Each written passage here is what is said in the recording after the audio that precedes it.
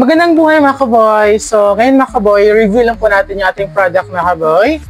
Ayan, so itong product na to mga kaboy ay GoPro Hero 6 mga kaboy. So yun mga kaboy, review lang po natin mga kaboy yung ating GoPro Hero 6 mga kaboy. So actually matagal na po itong bili mga kaboy.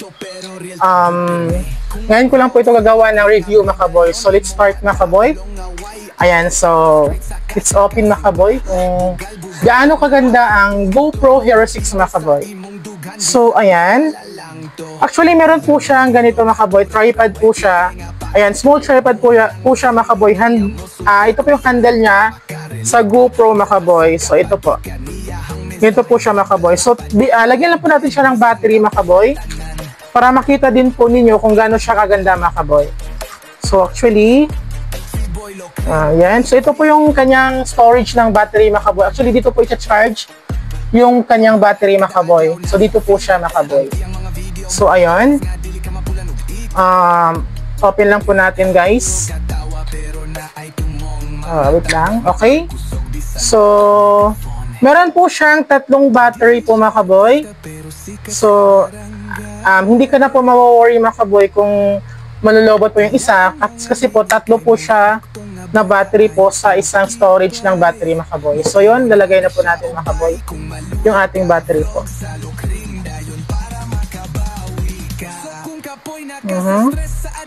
Wait lang po. Okay. So ganito po siya mga kaboy. Ayan. So on lang po natin siya mga kaboy. Napakita ko po sa inyo mga kaboy kung paano po i-on. Ayan. Ayan po siya. Ayan. Kita niyo po ba mga kaboy?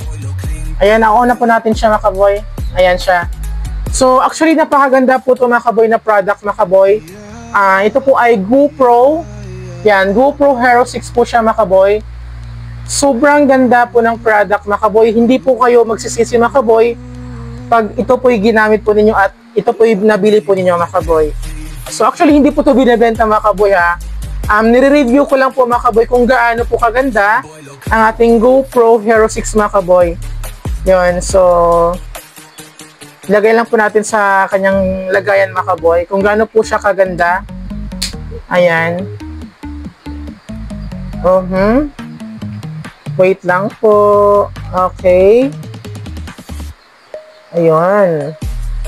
So hanapin lang po natin yung kanyang pinaka-screw mga kaboy. Screw niya. Okay. So ito po ang kanyang screw mga kaboy. So higpitan lang po natin. Ayan, napakaganda po siya mga kaboy. Sa totoo lang, napakaganda po siya. Talagang hindi ka po magsisisi na gamitin ito mga kaboy. Ayan po siya. Ayan, ito din po mga kaboy ay meron din po siyang stabilize mga kaboy. Nag-stabilize na po ang kanyang pagkuha ng video mga kaboy. Kung ikaw po may problema sa kamay, yon at hindi ngarag po ang mga kaboy. Ito po talaga mga kaboy, napakaswak po ito mga kaboy at hindi po kayo magsisisi na gamit ito mga kaboy kasi po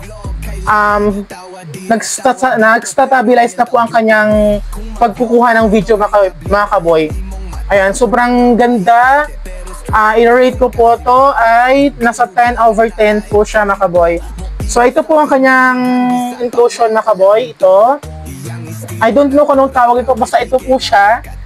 Ito din po, yan, napakarami po inclusion at ito po pang underwater mga kaboy.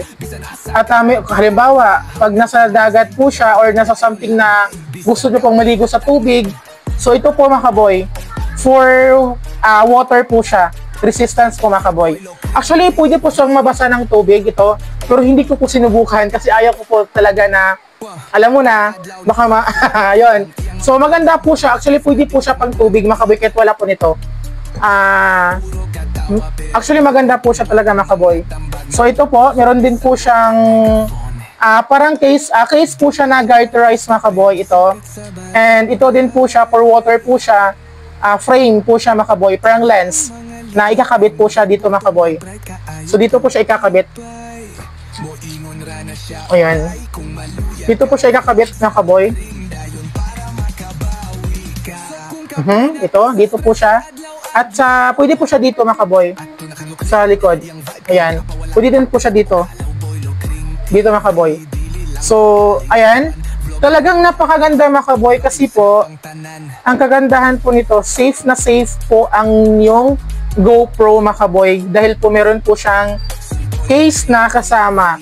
Actually, naka-case po siya mga kaboy pag nabili nyo po. Ayan. So, ito po siya.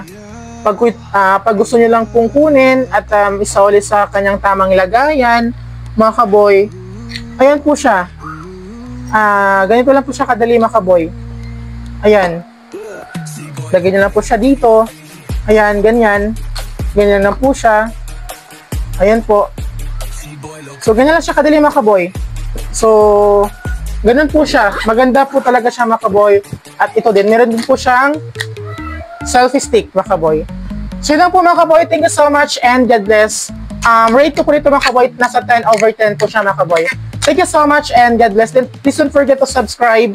Like this video mga kaboy and share na din po para maging update po kayo sa aking mga bagong video na upload na gagawin mga kaboy. Thank you so much and God bless. Bye-bye!